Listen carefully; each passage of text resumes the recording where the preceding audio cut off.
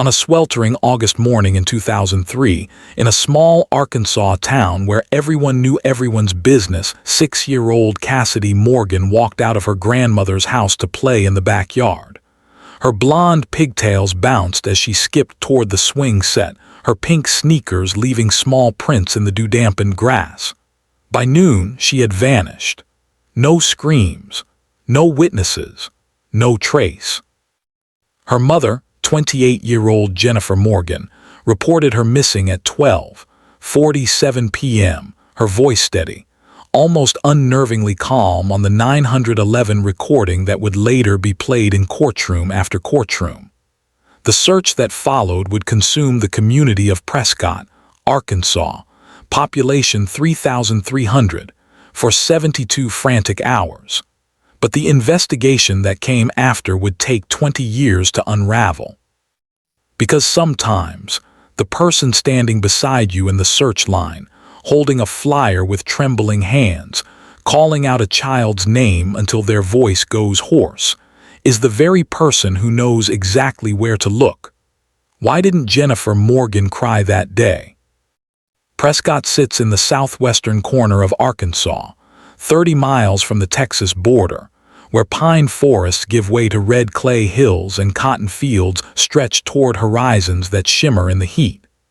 In 2003, it was the kind of place where people still left their doors unlocked, where children rode bicycles in packs down Main Street until the streetlights came on, where the biggest news was usually the high school football score.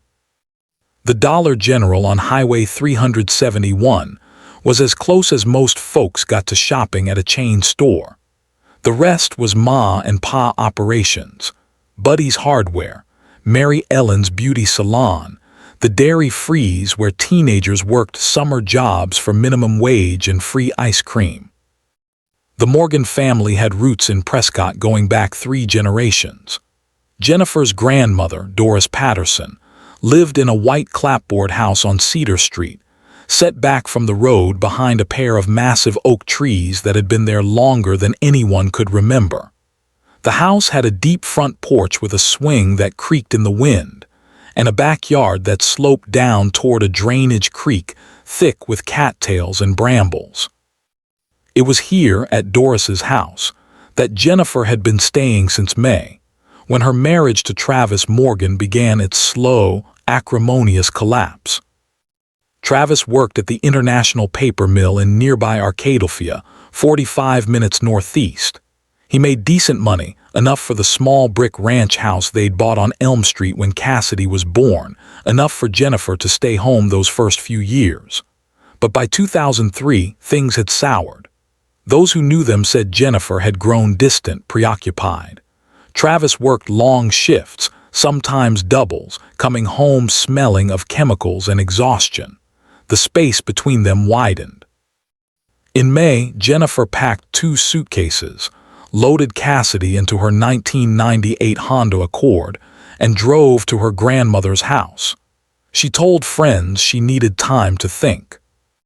Cassidy was 6 years old that August, bright-eyed and talkative, the kind of child who asked endless questions and gave elaborate answers. She loved Barney the purple dinosaur, even though kids her age were supposed to be growing out of that. She had a collection of stuffed animals that she arranged by size on her bed every night. Her favorite was a worn teddy bear named Mr. Buttons. She was enrolled to start first grade at Prescott Elementary in 2 weeks. Her teacher, Mrs. Hendricks, had already prepared her desk, 3rd row, by the window.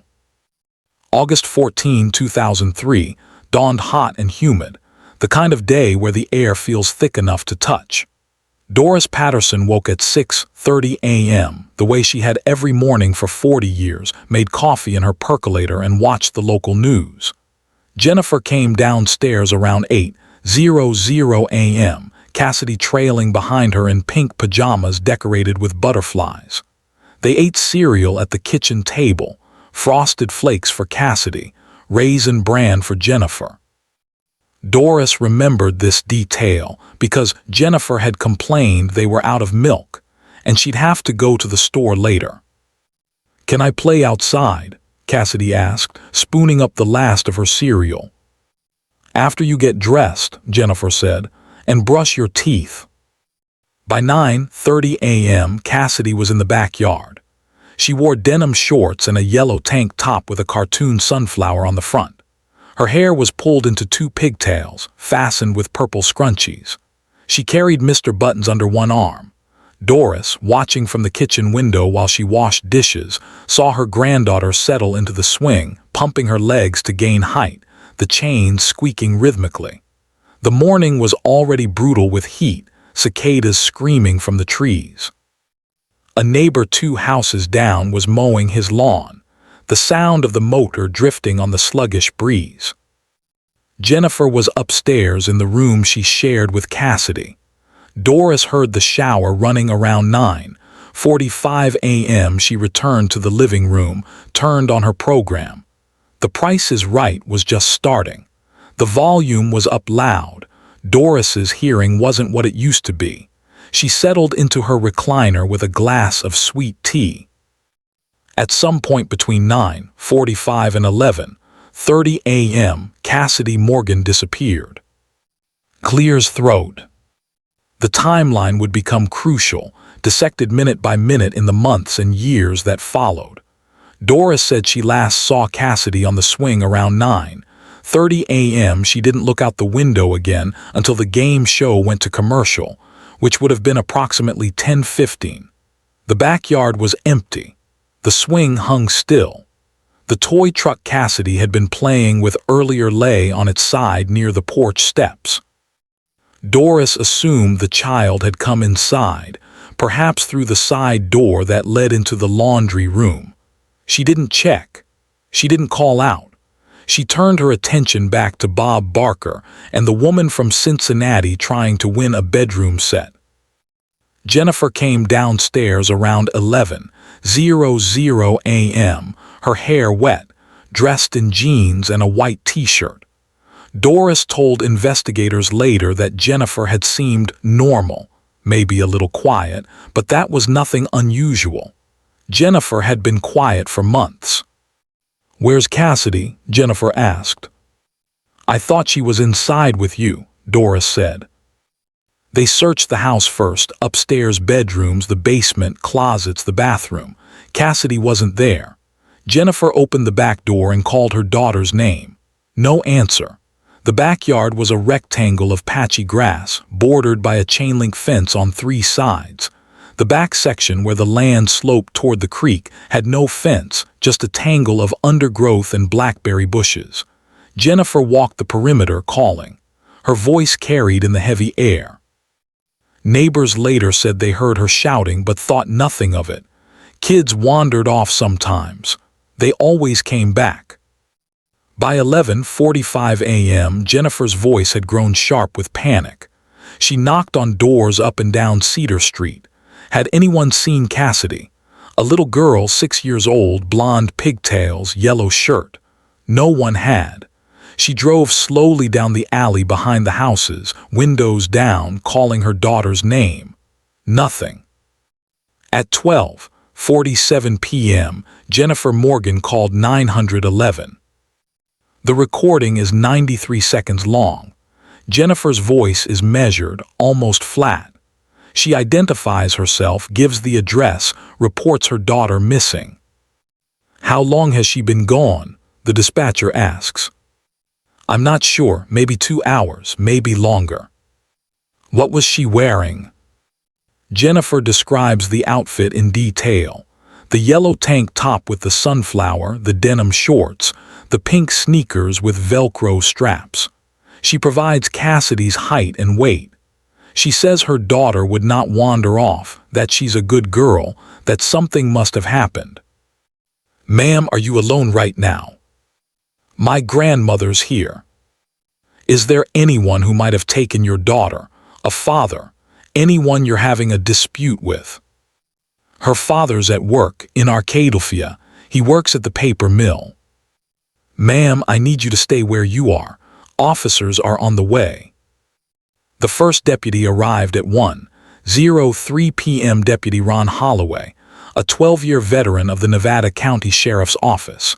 a man who had coached Little League and responded to domestic calls and knew most people in Prescott by their first names. He pulled up in front of Doris Patterson's house, noted the time in his report.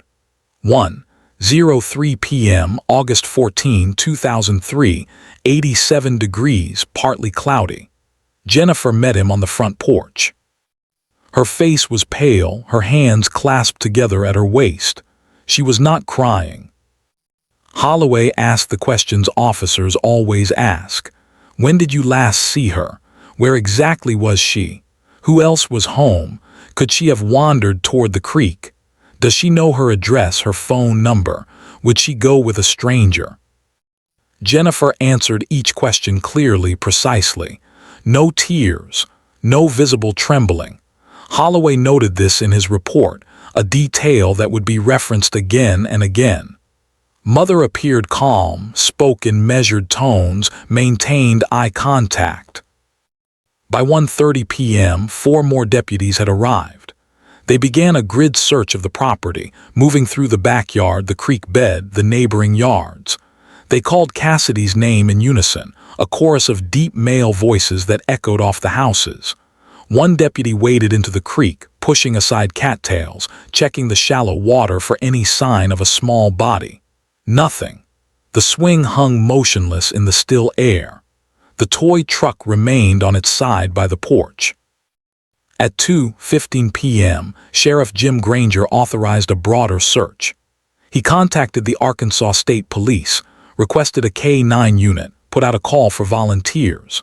Within an hour, 20 people had gathered in the front yard, neighbors, church members, off-duty firefighters. They fanned out in groups of 3 and 4, covering a 2-mile radius. They searched drainage ditches and abandoned buildings and the woods behind the high school. They checked dumpsters and parked cars and storage sheds. By 5:00 p.m., the number of searchers had swollen to over 100. The local news station sent a crew. The story led the 6:00 p.m. broadcast. 6-year-old missing in Prescott, community rallies in desperate search. Jennifer stood in the yard, accepting hugs from women she barely knew, nodding as men in feed store caps promised they'd find her baby. Travis arrived at 6:30 p.m., his work boots still laced, his face stricken. He'd driven 90 miles an hour from Arkadelphia, he said later, after Jennifer called him at the mill. He embraced his wife briefly, an awkward, stiff hug that lasted no more than 3 seconds. Then he joined a search team heading toward the railroad tracks on the south side of town. The sun set at 8:17 p.m. Floodlights were brought in. The search continued through the night. Cassidy's name echoed through the darkness, bouncing off trees and houses and the empty storefronts on Main Street. Dogs barked. Radios crackled. Boots scuffed over gravel and grass. But there was no sign of the little girl with blonde pigtails and pink sneakers. At 2:30 a.m., Sheriff Granger called a temporary halt. The searchers were exhausted, stumbling in the dark. They would resume at first light. Jennifer and Travis stayed at Doris's house that night, sitting in the living room without speaking, the television on but muted. Doris made coffee no one drank. Outside, 2 deputies remained on the property, guarding the scene, though by then everyone understood the truth. Cassidy Morgan was not hiding in the bushes. She had not wandered off and gotten lost. Something else had happened, something deliberate. The search resumed at dawn on August 15. More than 200 volunteers arrived, organized into teams by Deputy Holloway, who had taken charge of the civilian effort. They were given maps marked with grid sections, instructed to stay together to check every structure, every vehicle, every culvert and crawlspace. The heat that day was oppressive, climbing past 90 degrees by 10:00. People carried water bottles, wore bandanas soaked in cold water around their necks. They moved methodically through Prescott, calling Cassidy's name until their throats went raw. The Arkansas State Police set up a command post in the parking lot of Prescott Elementary School. FBI agents from Little Rock arrived that afternoon, specialists in child abduction cases. They interviewed Jennifer and Travis separately, recording each session. Jennifer's interview lasted 3 hours and 40 minutes. She recounted the morning again. The breakfast, Cassidy going outside, the shower, the discovery that her daughter was gone. Her answers were consistent with what she'd told Deputy Holloway the day before. Consistent down to the smallest detail. Too consistent, some would later say. When people tell the truth, their stories have variations, small contradictions, forgotten details. Jennifer's story was identical every time she told it. Travis's interview was different. He cried. His voice broke when he described Cassidy, his little girl, his baby. He blamed himself for not being there, for working too much, for letting his marriage fall apart. He said Jennifer had been acting strange lately, distant, secretive. He said he'd worried about Cassidy being at Doris's house, wondered if it was safe, if Jennifer was really okay. The FBI agents pressed him. Did he think Jennifer had harmed their daughter? Travis hesitated. "I don't know," he said finally. "I don't want to believe that, but something's wrong. Something's been wrong for a long time." Clears throat. On August 16, the third day, a civilian search team found something. It was 2:40 p.m., the heat brutal, the air so thick it felt like breathing water. 4 volunteers, 2 men from the First Baptist Church and 2 women from the elementary school PTA, were searching a wooded area along County Road 17, about 3 miles west of town. One of them spotted a flash of pink in the underbrush, partially concealed beneath a rotting log. A shoe. A child's sneaker with Velcro straps. Pink with white laces. The volunteers backed away immediately, radioed the command post. Deputies arrived within minutes, securing the scene. The shoe was photographed in place, then collected. It was a right sneaker, size 12. Inside, barely visible but unmistakable, was a name written in faded black marker: Cassidy Morgan. The search intensified around that location. K-9 units were brought in, tracking dogs that worked in expanding circles from where the shoe was found. They hit on a scent trail leading deeper into the woods, toward an abandoned hunting cabin that locals said had been empty for years. The cabin sat 50 yards off the road, hidden by overgrown sumac and wild grapevines. The door hung crooked on rusted hinges. Inside, deputies found evidence of recent activity: fresh footprints in the dust, cigarette butts, a paper sack from the Texaco station on Highway 371, receipt dated August 13. But no Cassidy. They found her body at 5:17 p.m. She was in the creek bed, 200 yards behind the cabin, partially submerged in shallow water covered with branches and leaves. Deputy Holloway was the one who saw her first, a small hand, pale as marble, extending from beneath the debris. He called for backup, then stood there in the creek, water soaking through his boots, staring at that small hand, unable to move, unable to speak. Other deputies arrived. They lifted the branches carefully, documenting everything with cameras. Cassidy Morgan lay on her back, her yellow tank top pulled up around her chest, her shorts missing. Her eyes were closed. Her mouth was slightly open. She looked, one deputy said later, like she was sleeping. The medical examiner, Dr. Lawrence Chen from Little Rock, arrived at 7:05 p.m. He examined the body in situ, noted lividity patterns, rigor mortis, body temperature. Based on environmental factors and decomposition markers, he estimated time of death at approximately 24 to 36 hours prior, sometime on August 14 between 9:00 a.m. and 9:00 p.m. Cause of death: asphyxiation, likely manual strangulation. There were bruises on her neck, small, in a pattern consistent with adult fingers. There were also contusions on her upper arms, defensive wounds on her hands. She had fought. A 6-year-old child had fought for her life. Sheriff Granger was the one who informed the family. He drove to Doris Patterson's house at 8:30 p.m., asked Jennifer and Travis to step outside.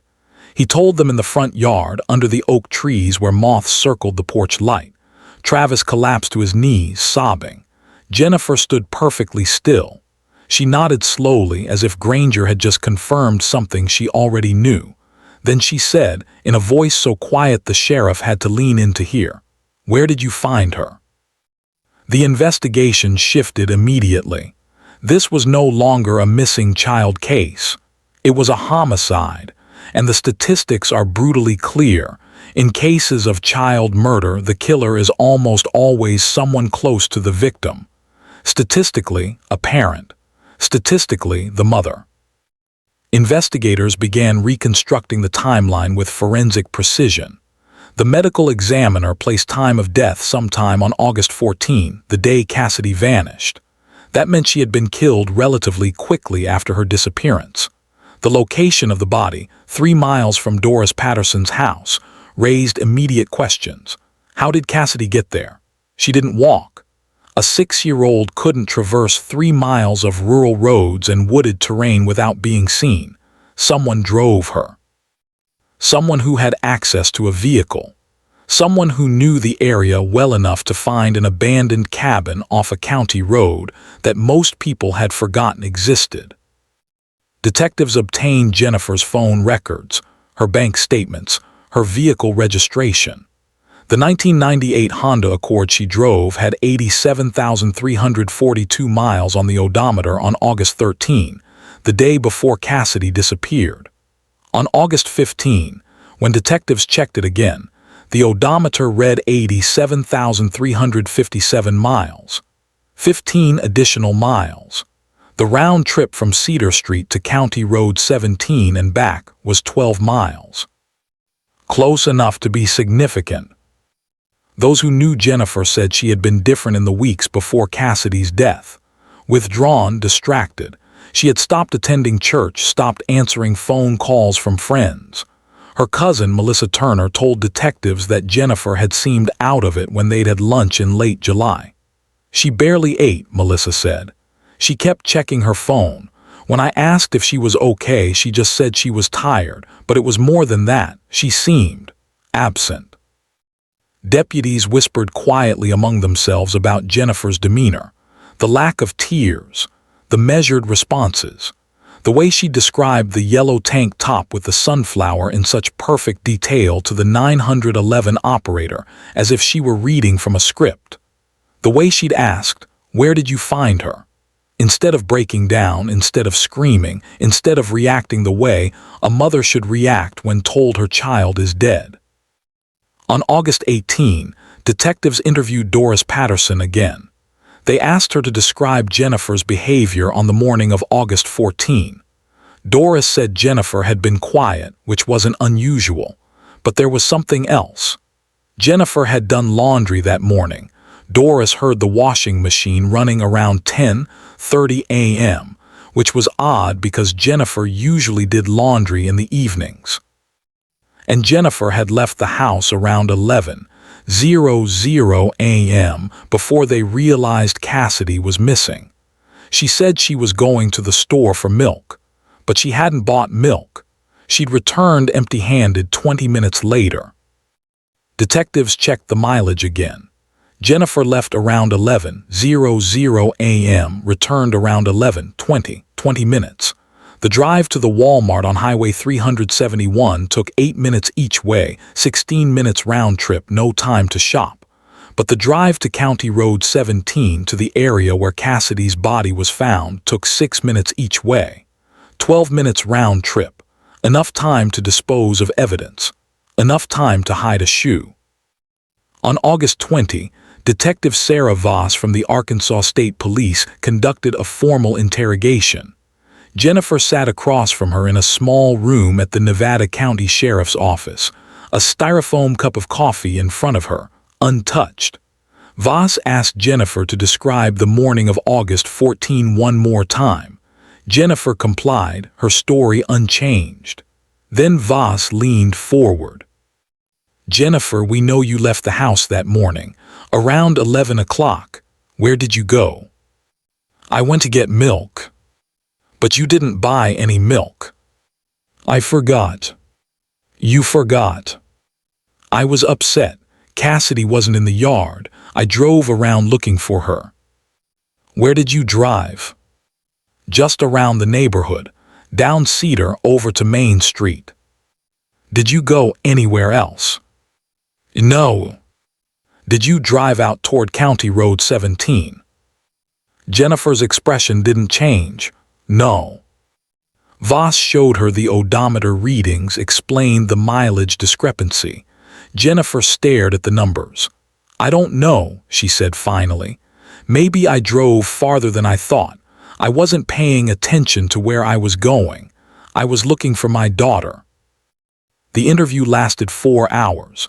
Jennifer never asked for a lawyer. She never changed her story. She never broke down. When it was over, Detective Voss walked out of the room and told Sheriff Granger they didn't have enough. The evidence was circumstantial, suspicious, certainly, but not conclusive. No witnesses, no DNA, no confession. They had a grieving mother whose behavior seemed off, a mileage reading that suggested something sinister, and a child's body in a creek bed. It wasn't enough for an arrest, not yet. For those who have ever doubted someone you love, you understand the particular agony of suspicion. It's a splinter that works its way deeper over time, invisible but agonizing. Travis Morgan lived with that splinter. He returned to Arcadelphia after Cassidy's funeral, moved back into the house on Elm Street alone. Jennifer stayed with her grandmother in Prescott. They barely spoke. When they did, it was through lawyers, working out the details of a divorce neither of them had the energy to finalize. Cassidy's funeral was held on August 22 at the First Baptist Church. More than 500 people attended, filling the sanctuary and spilling into the fellowship hall. Jennifer sat in the front pew, dry-eyed, her hands folded in her lap. Travis sat beside her, separated by a physical distance of 6 inches that might as well have been a chasm. Pastor Mike Reynolds delivered the eulogy, spoke about innocence and heaven and God's mysterious ways. He avoided mentioning how Cassidy died. Everyone already knew. The investigation continued through September, October, into November. Detectives interviewed everyone who knew the Morgan family. They re-examined the crime scene, searched Jennifer's car with luminol, tested the cigarette butts from the cabin for DNA. Nothing matched Jennifer. The butts belonged to a local transient who had a solid alibi for August 14. He was in a holding cell in Texarkana, arrested for public intoxication the day before. The case grew colder. By December 2003, media interest had faded. The volunteers went back to their lives. The command post was dismantled. Cassidy's story became another file in a cabinet at the Arkansas State Police headquarters, a cold case assigned to Detective Voss, who would review it periodically, searching for the one detail she'd missed, the one thread that would unravel everything. But the thread never appeared. Jennifer Morgan was not arrested. Travis Morgan filed for divorce. Doris Patterson died in her sleep in March 2004, some said from a broken heart, and Cassidy's case went cold. By the spring of 2006, nearly 3 years after Cassidy's death, Jennifer Morgan had become a ghost in Prescott. People crossed the street when they saw her coming. Conversations stopped when she entered a room. The whispers followed her everywhere. That's her. That's the mother. They never arrested her, but everyone knows. She had moved out of her grandmother's house after Doris died, renting a small apartment above the hardware store on Main Street. She worked at the Walmart in Hope, 20 miles away, stocking shelves on the night shift. She kept to herself. She spoke to no one. Travis had remarried in 2005, a woman named Cheryl he'd met through a grief support group in Little Rock. They had a daughter in 2007, a little girl they named Emma, though Travis could never bring himself to take her to playgrounds or let her out of his sight. Cheryl understood. She'd read the news articles, knew the story. She knew Travis woke sometimes in the night, calling Cassidy's name, crying into his pillow. She held him and said nothing because there was nothing to say. The case file gathered dust. Detective Voss, retired in 2010, handed the case over to her replacement, Detective Marcus Rivera, who reviewed it dutifully, found no new leads and set it aside. Cases like Cassidy's, cold for years, rarely see resolution. The evidence degrades, witnesses forget, people move away or die. The truth becomes buried under time. But then, in the summer of 2015, 12 years after Cassidy's death, something shifted. A woman named Angela Reeves walked into the Nevada County Sheriff's Office on June 3, 2015. She was 37 years old, worked as a nurse at a clinic in Texarkana, lived in a small house with her husband and 2 teenage sons. She asked to speak with someone about an old case, a child's death, something that had been bothering her for years. They sent her to Detective Rivera. Angela sat in the same interview room where Jennifer had been questioned 12 years earlier. She twisted a tissue in her hands, her voice shaking. "I knew Jennifer Morgan," she said. "We worked together at the Walmart in Hope back in 2004, 2005. We weren't friends exactly, but we talked sometimes on breaks. She seemed damaged, lost. I felt sorry for her." Rivera listened, taking notes.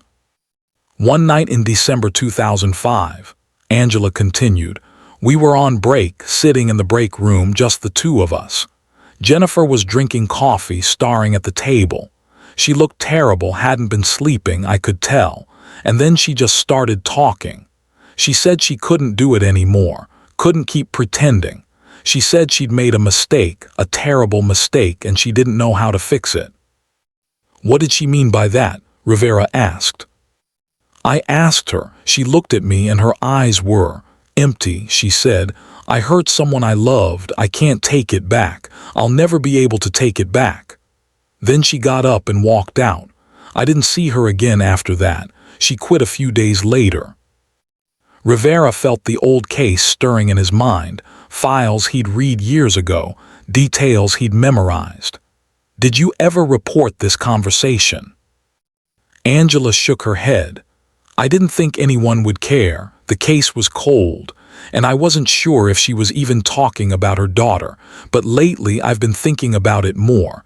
I have kids of my own now, and I thought maybe someone should know." Rivera reopened the case that afternoon. He pulled the files, reviewed the interviews, the timeline, the evidence. Then he did something previous investigators had never done. He started looking into Jennifer's background before Cassidy's death, her medical records, her employment history, her high school transcripts. He found something in a file from 2000, a psychological evaluation Jennifer had undergone when she applied for a job at a daycare center in Nashville, where she and Travis had lived briefly after getting married. The evaluation noted that Jennifer exhibited signs of emotional detachment and difficulty forming attachments. The psychologist wrote, "Patient shows limited emotional range, particularly regarding interpersonal relationships. Recommend further assessment." Rivera dug deeper. He contacted Jennifer's high school counselor, a woman named Mrs. Pamela Hodges, who still lived in Prescott. She remembered Jennifer. "She was a quiet girl," Mrs. Hodges said, "very intelligent but detached. I worried about her. She had a difficult home life. Her mother was an alcoholic. Her father was absent. Jennifer raised herself, really, and she didn't seem to feel things the way other kids did. I remember once her cat died and she came to school the next day like nothing happened. No tears, no sadness. I asked if she was okay and she said, 'It was just a cat.' That always stuck with me." Rivera began to construct a psychological profile. Jennifer Morgan had shown signs of emotional dysregulation for years, possibly undiagnosed mental health issues. She'd been under significant stress in 2003, her marriage failing, living with her grandmother, isolated. And something had happened on the morning of August 14, something that pushed her over an edge she'd been teetering on for months, maybe years. Clears throat. Rivera contacted the FBI's Behavioral Analysis Unit, shared the case files, asked for their assessment. The BAU profiler, Dr. Nathan Cross, reviewed everything: the crime scene photos, the interviews, Angela's statement, Jennifer's history. His report came back 2 weeks later. It concluded, subject exhibits characteristics consistent with someone capable of familial homicide under extreme psychological duress. Lack of emotional response post-incident suggests dissociation or detachment disorder. Recommend re-interview with focus on subject's mental state prior to and during incident. On September 10, 2015, Detective Rivera drove to the apartment complex in Hope where Jennifer Morgan lived. She'd moved there in 2008, worked now as a cashier at a grocery store, kept her life small and contained. Rivera knocked on her door at 7:35 p.m. Jennifer answered, wearing sweatpants and an oversized t-shirt, her hair pulled back. She looked older than her 40 years, her face lined with a weariness that seemed to emanate from her bones. Jennifer Morgan. Yes. I'm Detective Marcus Rivera with the Nevada County Sheriff's Office. I'd like to talk to you about your daughter. Jennifer stood in the doorway for a long moment, then stepped aside. Come in. They sat in her living room, a sparse space with a threadbare couch, a small television, a bookshelf filled with paperback romance novels. Rivera explained that the case had been reopened, that new information had come to light, that he wanted to hear her side of the story again. Jennifer listened without expression. Can you tell me what happened on August 14, 2003? Rivera asked. Jennifer was silent for nearly a minute. Then she began to speak, her voice flat, toneless. I woke up that morning and I felt nothing, not sad, not angry, just empty. I've been feeling that way for weeks. I couldn't connect to anything, couldn't feel anything. Travis had left me, or I'd left him. I don't even remember anymore. I was staying at my grandmother's house and Cassidy was there, and I knew I was supposed to feel something for her, love or joy or something, but there was just nothing. Rivera let her talk. She wanted to go outside and play. I said okay. I went upstairs to take a shower, and while I was in the shower I thought, what if she wasn't there? What if she just disappeared? Would I feel something then? Would I finally feel something? She paused, staring at her hands. I got dressed and went outside. She was on the swing. She saw me and smiled, and I thought, she loves me, she trusts me, and I still felt nothing. I told her to get in the car. I told her we were going on a drive. She was so excited. She loved going places. Jennifer's voice remained flat, almost mechanical, as if she were recounting someone else's story. I drove out to County Road 17. I knew the cabin was there. Travis and I used to go there when we were dadding before Cassidy was born. I parked behind it out of sight. I told Cassidy we were going exploring. She held my hand. She trusted me. Rivera's pen moved across his notepad. We walked down to the creek. She was talking about school starting, about how she wanted to be a veterinarian when she grew up. And I thought, she'll never grow up, because I'm going to kill her, and I still didn't feel anything. She looked up at Rivera, her eyes dry. I put my hands around her neck. She looked at me confused. She said, Mommy, and I squeezed. She struggled. She scratched my arms, but I kept squeezing. And when she stopped moving, I laid her in the water and covered her with branches. Then I drove home. I washed my clothes. I waited an hour and then I called 911. I thought maybe if she was gone, I would finally feel something, but I didn't. I still don't. The silence in the room was absolute. Rivera asked, Are you telling me you killed your daughter, Cassidy Morgan? Yes, Jennifer said, I killed her.